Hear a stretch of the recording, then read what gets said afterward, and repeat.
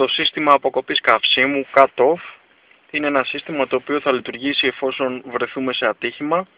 και θα διακόψει την παροχή καυσίμου στο αυτοκίνητό μας. Εφόσον εμείς βεβαιωθούμε ότι το αυτοκίνητό μας δεν έχει διαρροή καυσίμου και ότι δεν διατρέχεται κίνδυνος ώστε να το ξεκινήσουμε, και αφού θα βλέπουμε στην οθόνη μας εδώ το σχετικό μήνυμα ότι έχει γίνει διακοπή καυσίμου, για να το επαναφέρουμε κάνουμε το εξής: γυρίζουμε το κλειδί στη θέση MAR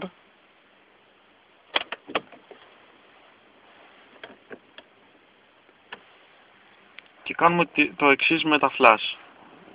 δεξί, κέντρο, αριστερό, κέντρο, δεξί, κέντρο, αριστερό, κέντρο,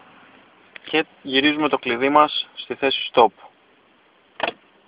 Τότε το αυτοκίνητο θα επανέλθει στην κανονική του λειτουργία, θα έχουμε δηλαδή καύσιμο, εφόσον βέβαια είμαστε σίγουροι ότι δεν μυρίζει πουθενά καύσιμο και είναι ασφαλές να το ξαναξεκινήσουμε.